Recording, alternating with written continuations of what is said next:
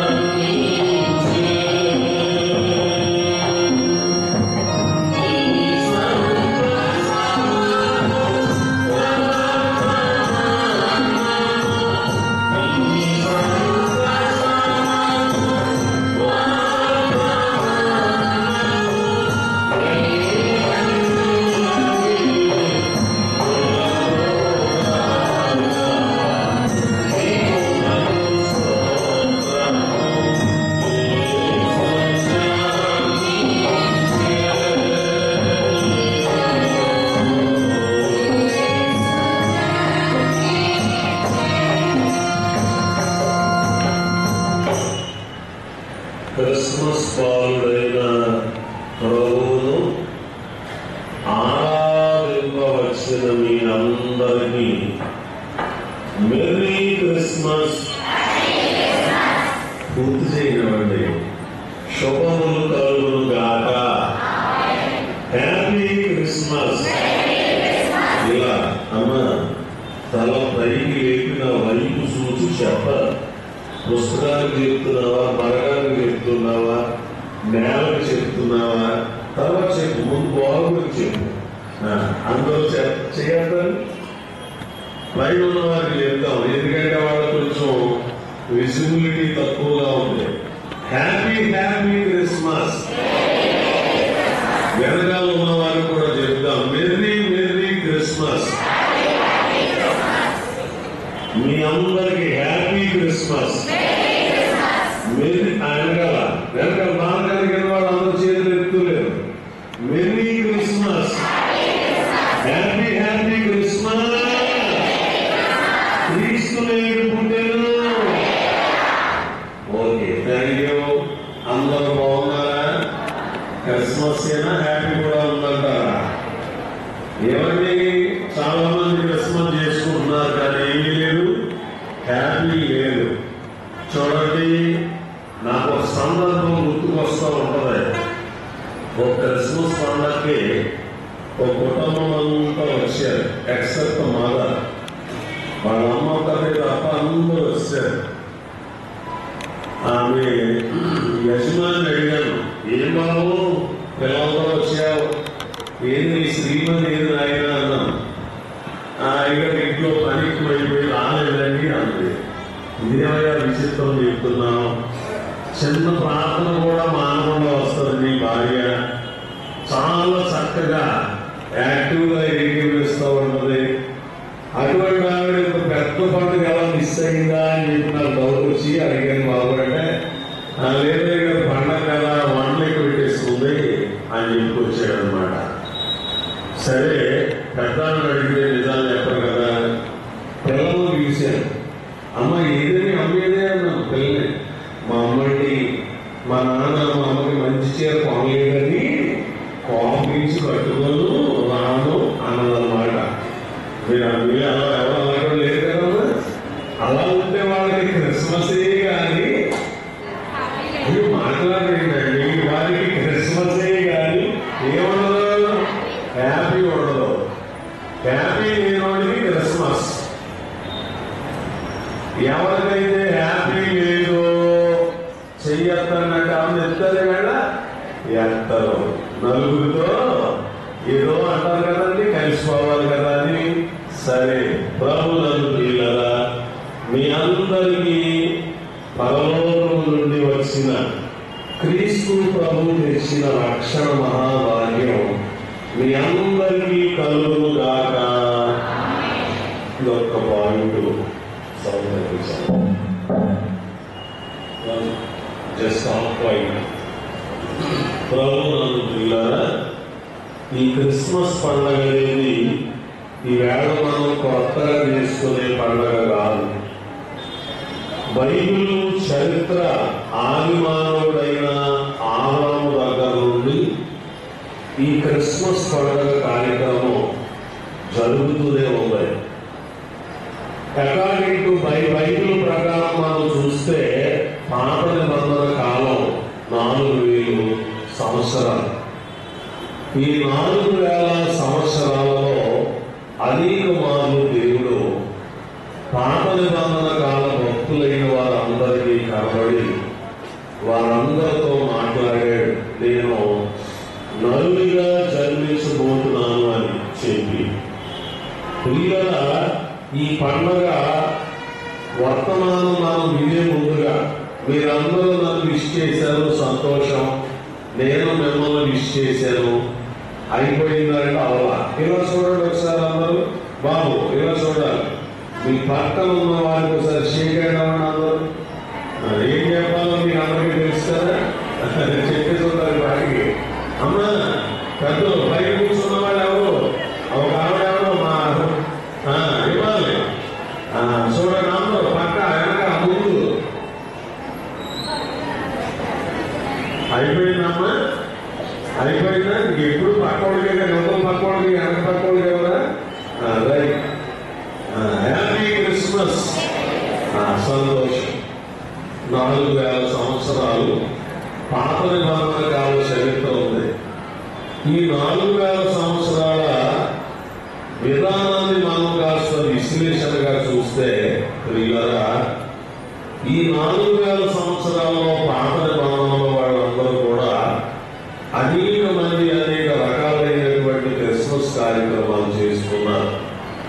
దైవజనులు దేవదాసయ్య గారు చెప్పింది ఏంటంటే, పాత నిబంధన వారందరూ చేశారు క్రిస్మస్.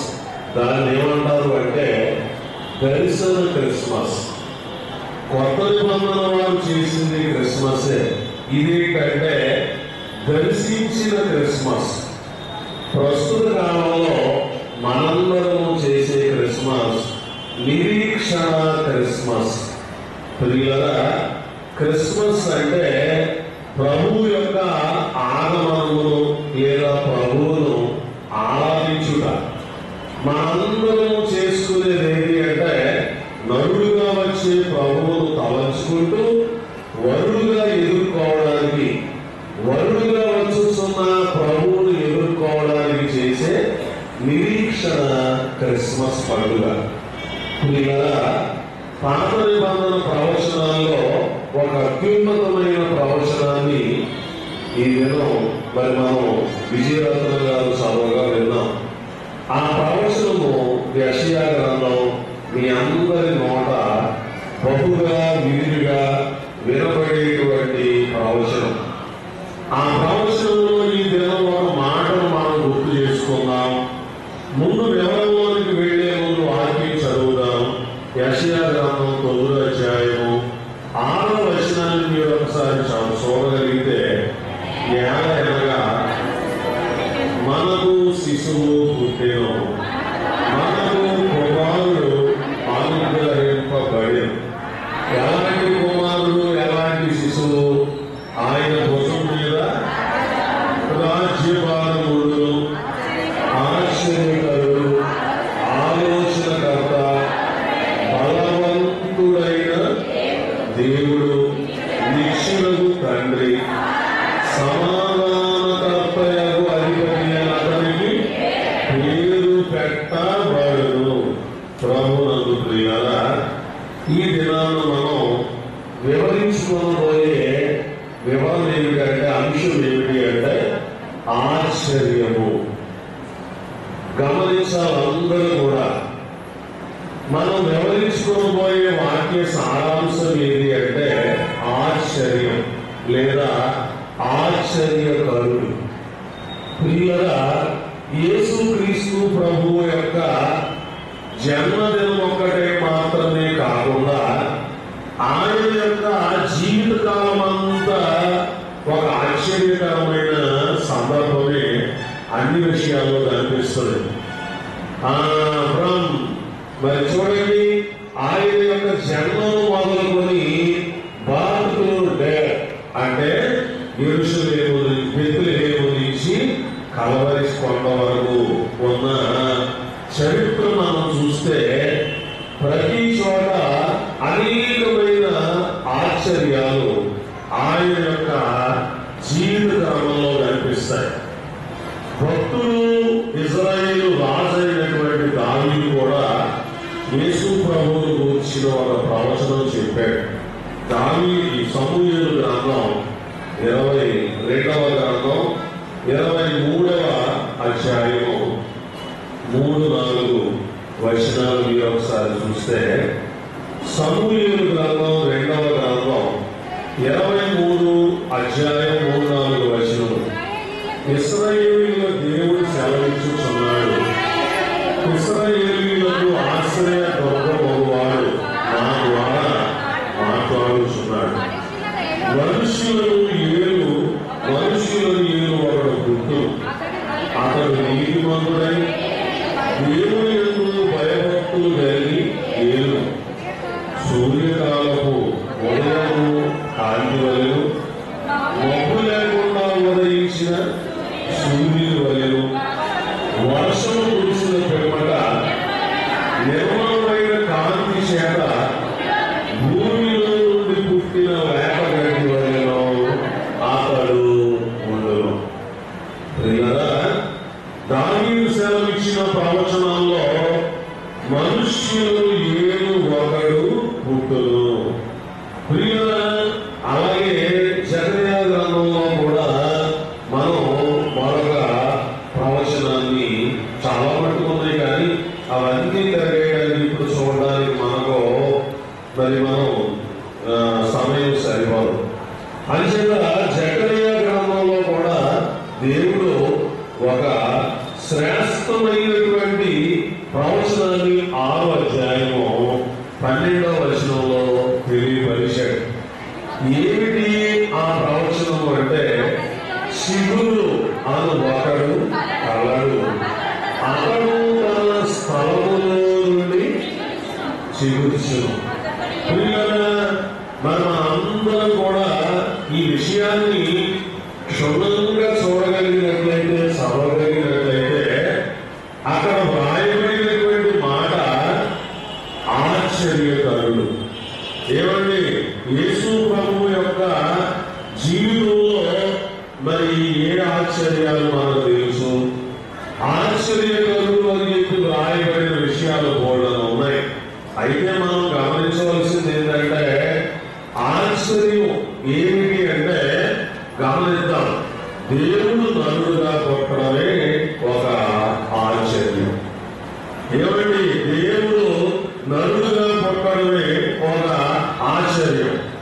ప్రియులారా, ఎందుకు అంటే మరి మనం గమనించాలి. సొలొమోను మహారాజు చేసిన ప్రార్థనలలో దినవృత్తాంతాలు 2వ గ్రంథం 6వ అధ్యాయం 14వ వచనంలో సొలొమోను మహారాజు మాట్లాడుతూ ఆయన దేవుని కీర్తిస్తూ కనబడుతూ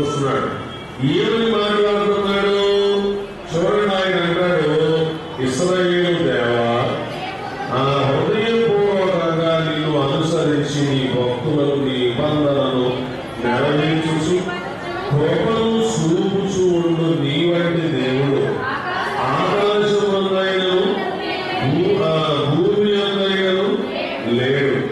ఇక్కడ మాట ఏంటంటే కృప చూపుచుండు నీ వంటి దేవుడు ఆకాశమందైనను భూమి అందైనను లేడు. మరో విషయాన్ని కూడా ఈ సొలొమోను కింగ్ సాలమన్ ఆయన దేవుడిని కనపరిచిన క్రమాన్ని మనం పరిశీలిస్తే 18వ వచనంలో ఆయన అంటాడు ఏమని? చాలా మంది అంటారు దేవుడు నరుడుగా వచ్చి మనుషులతో ఉంటాడా అని. సొలొమోను ఏమంటాడు? మనుషులతో కలిసి దేవుడు భూమి యందు నివాసము చేయనా. గమనించాలి ఏమంటున్నాడు? మనుషులతో కలిసి దేవుడు భూమి యందు నివాసము చేయన ఆకాశమును మహాకాశమును నీవు పట్టదావే, నేను కట్టిన ఈ మందిరము నిన్ను పట్టునా.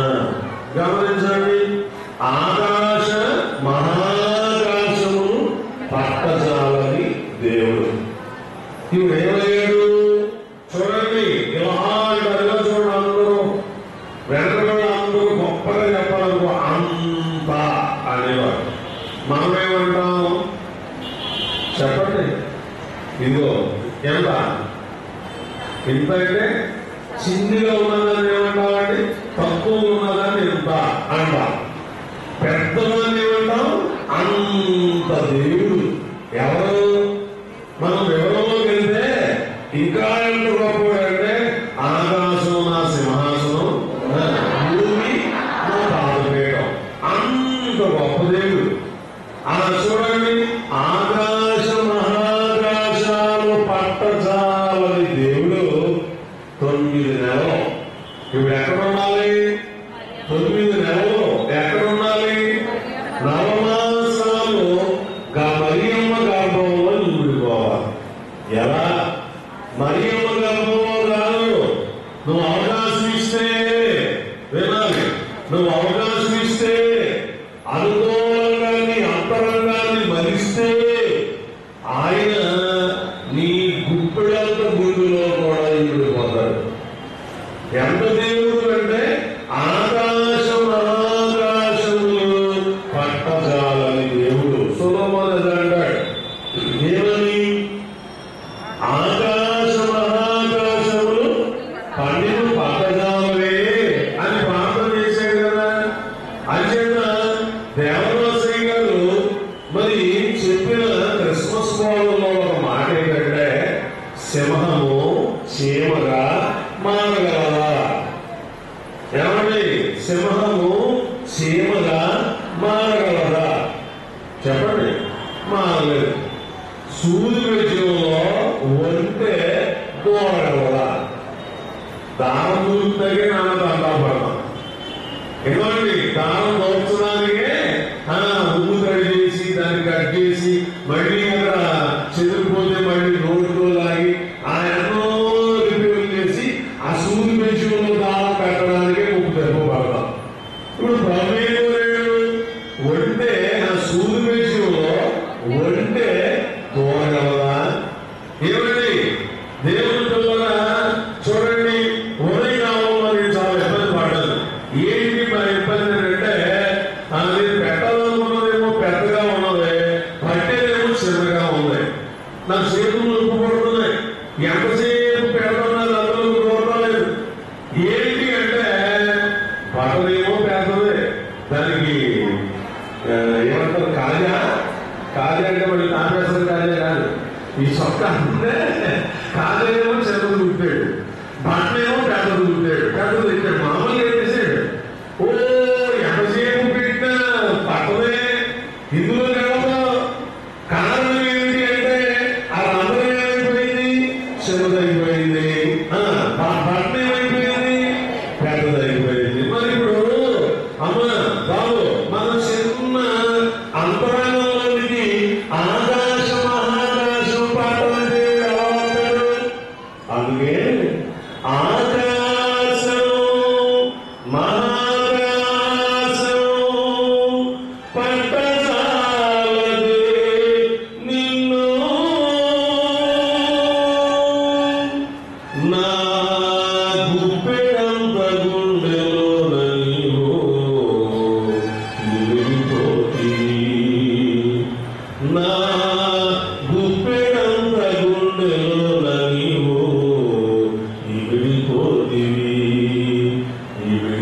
విడిపోతివి దేవా, విడిపోతివి విడిపోతివి తండ్రి, విడిపోతివి. ఎంత గుండులో చెప్పండి, ఎంత గుండె? గుంపుడంత గుండులో ఎలా విడిపోయాడు ప్రియులుగా. అందుకే నిండు దినాల్లో వచ్చిన విషయం పడతాం. ప్రభువుకున్న శ్రమలు 4 రకాలని. అందులో మొదటి శ్రమ ఏంటి? ఒకసారి మీకు అనుమతి గుర్తుందో నేను తెలుసుకుంటాను. ప్రభువుకున్న శ్రమలో మొదటి శ్రమ జన్మని.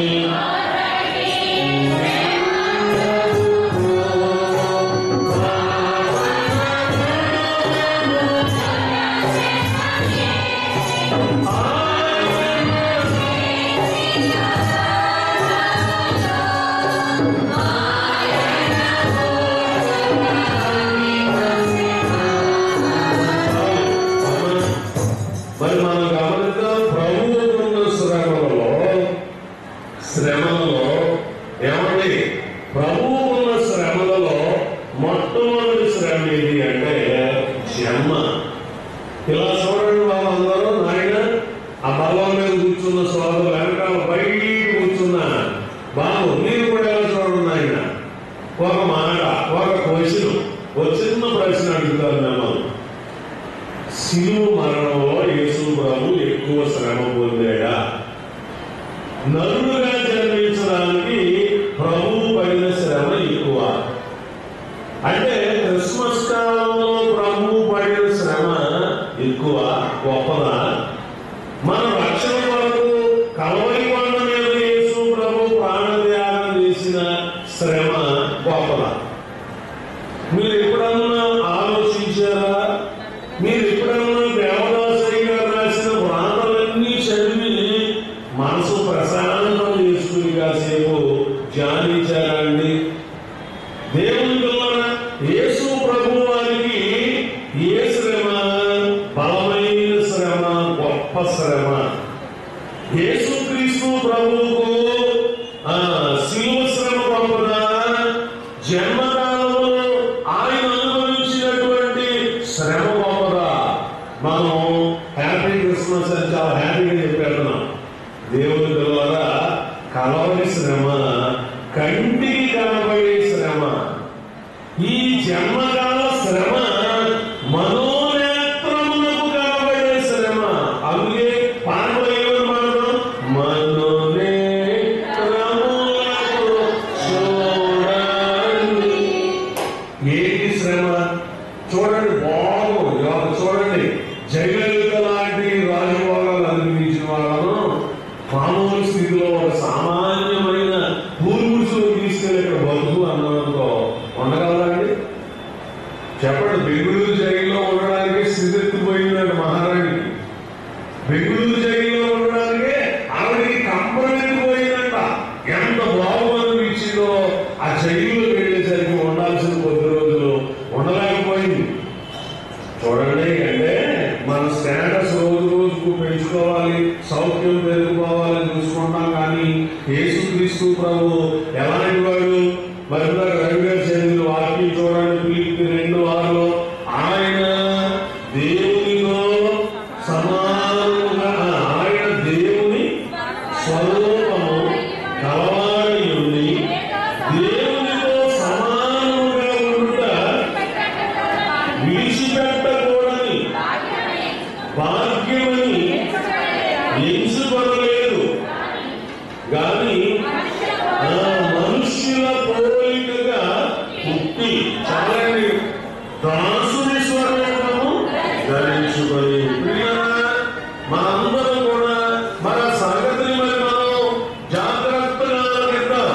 ఎలా ఉన్నాడు యేసు ప్రభు?